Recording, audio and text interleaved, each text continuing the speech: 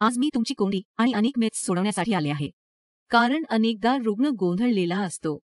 कारण पेशंटच्या आजूबाजूचे लोक अनेक गोष्टी सांगतात ज्याच्या पांढऱ्या खुणावर परिणाम होतो.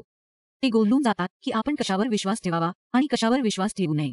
आणि जर तुम्हाला ही गोंधळ असेल तर हा व्हिडिओ पूर्णपणे पहा आणि ऐका आणि गोष्टी लवकर करा, जेणेकरून तुमचे विटिलिगो वाढण्यापासून थांबेल आणि तुम्हाला सुधारणा मिळेल. आणि लोक काय म्हणतात याकडे फारसं लक्ष देऊ नका. कारण ते खूप चांगले संशोधक नाहीत, ते डॉक्टर नाहीत, ते फक्त माणसं आहेत. त्यामुळे लोक काही ना काही सल्ला देत राहतात. आणि भारतात एक ट्रेंड आहे की दुसरा प्रत्येक व्यक्ती डॉक्टर आहे. त्यांना दुर्लक्ष करा जेणेकरून तुम्हाला अनावश्यक ताण येऊ नये. तणाव निर्माण करू नका आणि आपण आपल्या रोगावर चांगल्या प्रकारे लढून विजय मिळवू शकता. सर्वात मोठा गैरसमज असा आहे की प्रत्येक प्रकारचे पांढरे चिन्ह हे विटिलिगो आहे. पण तसे होत नाही. प्रत्येक पांढरी खूण विटिलिगो असणे आवश्यक नाही. विटिलिगो हा एक ऑटोइम्यून रोग आहे जो शरीर किंवा प्रतिकारक शक्तीविरुद्ध काम करतो आणि शरीरावर हल्ला करू लागतो. कारण त्याचा परिणाम काय होतो की मेलानिनचे उत्पादन कमी होत आहे, तर काहीतरी विटिलिगो आहे आणि आपल्याला पांढरे ठिपके मिळतात.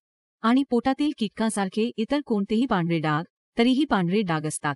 जर तुम्ही उन्हात बाहेर जात असाल किंवा तुम्हाला ॲलर्जी होत असेल तर तरीही तुमच्या त्वचेला पांढरा रंग मिळत आहे. याला आपण हायपोपिगमेंटेशन म्हणतो. हे देखील विटिलिगो आहे असेही त्यांचे म्हणणे आहे. किंवा ॲलर्जीमुळे त्वचेवर काही पांढरे ठिपके असतील तर त्यांना असेही वाटते की हे विटिलिगो आहे. समजा तुम्ही जळाल्यानंतर एक पांढरा पॅच शिल्लक होता. त्यांना असेही वाटते की हे विटिलिगो आहे. नाही, प्रत्येक पांढरा चिन्ह विटिलिगो असणे आवश्यक नाही. हे शक्य आहे की इतर काही कारणामुळे आपल्या शरीराला हायपोपिगमेंटेशन होत असेल आणि तुम्हाला पांढरा रंग दिसत आहे. त्यामुळे आधी विटिलिगो ओळखा, त्यानंतर उपचार घ्या. विनाकारण कोणत्याही आजाराचे चुकीचे निदान करून उपचार घेण्याची गरज भासत नाही. दुसरा गैरसमज असा आहे की पांढऱ्या गोष्टी खाल्ल्याने विटिलिगो होतो. मात्र तसे नाही. तशी गरजही नाही किंवा अजिबात नाही. जर तुम्ही दूध, दही, चीज खात असाल तर तुम्हाला विटिलिगो आहे असं नाही. नाही. दूधमध्ये असणारे लॅक्टोज किंवा दूधमध्ये असलेले केसीन आपण टाळायला हवे. तुम्ही सोया मिल्क घेऊ शकता, तेही पांढरे असते. त्यामुळे कोणतीही पांढरी गोष्ट खाल्ल्याने विटिलिगो होत नाही. विटिलिगो बऱ्याचदा अशा काही गोष्टी खाल्ल्याने वाढतो ज्या आपण खाऊ नयेत. जसे की प्राणी प्रोटीन किंवा डेअरी प्रोडक्ट्स किंवा आंबट गोष्टी. तुम्ही या गोष्टी टाळाल, परंतु याचा अर्थ पांढऱ्या गोष्टी खाल्ल्याने विटिलिगो होत नाही. जरी आपण डेअरी प्रोडक्ट्स थांबवले तरी त्यांची जागा घ्या, जेणेकरून शरीरात कोणतीही कमतरता भासणार नाही. जर तुम्ही गायमेस दूध किंवा लॅक्टोज दूध सोडत असाल तर तुम्ही सोया मिल्क घेण्याचा प्रयत्न करा. जर तुम्ही पनीर सोडत असाल तर तुम्ही टोफू घेऊ शकता. दही सोडावे लागते. आणि पांढऱ्या गोष्टी खाल्ल्याने विटिलिगो होतो असं कुठेही लिहिलेलं नाही. नाहीतर मलाही विटिलिगो झाला असता. विटिलिगो हा आतून होणारा आजार आहे, त्यामुळे त्यावर आतून उपचार करणे गरजेचे आहे. पुढचा गैरसमज असा आहे की विटिलिगोच्या रुग्णाला दिवसभर सूर्यप्रकाशात बसावे लागते. मी रुग्णांना क्रीम आणि मलम लावून दिवसभर सूर्यप्रकाशात बसलेले पाहिले आहे. दिवसभर उन्हात बसावे लागतेच असे नाही. आणि विनाकारण तुम्हाला UV किरणांच्या संपर्कात जावे लागते आणि इतर कुठलाही आजार करावा लागतो, कारण त्याची होतात. सकाळी सूर्यग्रहण करू शकता. तुम्ही सूर्यप्रकाशात बसा, पण पहाटे 6 वाजता 7 वाजता बसा. त्यानंतर न बसण्याचा प्रयत्न करा, जेणेकरून तुम्ही UV किरणांच्या हानिकारक परिणामापासून सुरक्षित राहाल आणि इतर कुठलाही आजार होऊ नये. पुढचा मिथक म्हणजे गडद त्वचेचे लोक. ज्यांचा रंग गडद असतो किंवा काळे असतात त्यांना विटिलिगो होत आहे. नाही, तसं काहीच घडत नाही. जे लोक पांढरे दिसतात किंवा गोरे असतात त्यांना विटिलिगो देखील आहे. परंतु अंधारलेल्या लोकांमध्ये हे अधिक ठळकपणे दिसून येते, कारण त्या त्वचेचा पोत असा असतो.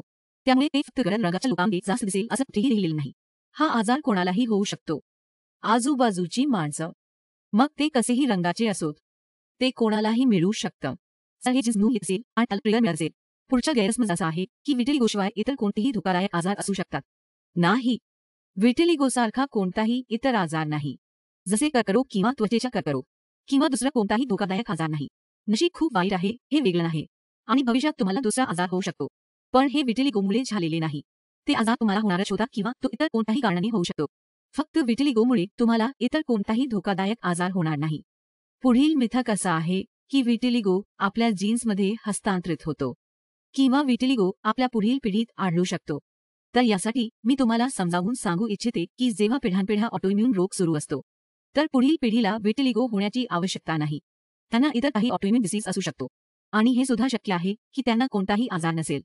कारण समजा तुम्हाला एका पिढीत विटिलिगो होत आहे आपल्या मागील पिढीत म्हणजेच आपल्या पालकांमध्ये आपल्याला विटिलिगो किंवा इतर कोणताही स्वयंप्रतिकार रोग झाला नाही आणि कदाचित तुम्हाला ते प्रथम श्रेणी नातेवाईकाकडून मिळालं नसेल किंवा ही आजाराची समस्या गेल्या 3 पिढ्यांपासून चालू आहे. पण तुमच्या आईवडिलांची पिढी स्पष्ट आहे. आपल्या पालकांना कोणतीही समस्या नव्हती आणि तुम्ही ते पाहिलं आहे. त्यामुळे आपल्या भावी पिढीतही ते दिसून येणे आवश्यक नाही. कारण गुणसूत्राचे 50 योगदान तुमचे असेल आणि 50 तुमच्या जोडीदाराचे असतील. अशा परिस्थितीत मुलाचे भवितव्य काय असेल आणि कोणत्या जीन्सचे वर्चस्व असेल किंवा कोणती जेन पटरी तयार होत आहे हे क्लिअर आहे. त्यावर गोष्टी अवलंबून असतात. विटिलिगो होण्याची शक्यता वाढते, पण तसे होईल याची गरज नाही. तर जे होत नाही त्याबद्दल काळजी करण्याची गरज नाही. पुढील मिथक हा आहे आणि हा शेवटचा आहे की फक्त अप्लिकेबल्स लावल्याने विटिलिगो बरा होईल किंवा शस्त्रक्रिया झाली तर विटिलिगो बरा होईल किंवा आपण ग्राफ्टिंग करतो किंवा फोटोथेरपी घेतो. नाही, शस्त्रक्रिया, ग्राफ्टिंग किंवा लागू मलम लावून विटिलिगो बरा होणार नाही. फक्त शरीरावर असलेले ठिपके आपण त्यांना पुसून टाकू शकाल. तुम्ही त्यांचा रंग बदलू शकाल, पण तुम्ही तुमचा आजार नवीन ठिकाणी येण्यापासून रोखू शकणार नाही. कारण हा आजार आतून येतो आहे. त्यासाठी योग्य उपचार हांची गरज आहे, जे तुमच्या प्रतिकारशक्तीला आतून साकारेल. हे तुमचे शरीर आहे, त्यावर हल्ला करण्याची गरज नाही. त्याची काळजी घेऊन त्याच्या बाजूने काम करावे लागेल. तरच पांढरा डाग नव्या ठिकाणी येणे थांबेल. तर हे काही गोंधळ, समज, गैरसमज, तथ्ये आहेत, जे लोकांना गोंधळून टाकतात आणि त्यांच्या रोगाशी लढण्याची इच्छाशक्ती कमी करतात. तर मी म्हणेन की तुम्ही तज्ज्ञाचे ऐका. तुम्ही तज्ज्ञाचे म्हणणे ऐकून घ्या. तुम्ही अभ्यास करून, संशोधन करून आले आहात. जे रुग्ण बघत आहेत त्याचे म्हणणे ऐकून घ्या. कोणाच्याही बोलण्याला महत्त्व देऊ नका आणि तुमच्या आत एक धाडस ठेवा. हो, तुम्हाला रोग मुक्त करायचे आहे आणि तुम्ही ते करू शकाल. लोक काय बोलतात याची तुम्हाला पर्वा नसते. आणि जर तुम्हाला योग्य उपचार मिळत नसेल तर मग तुम्ही खाली दिलेल्या नंबरवर माझ्याशी संवाद साधू शकता. तू मला भेटायला येऊ शकतेस आणि तुम्ही त्यासाठी योग्य उपचार घेऊ शकता. धन्यवाद आणि काळजी घ्या.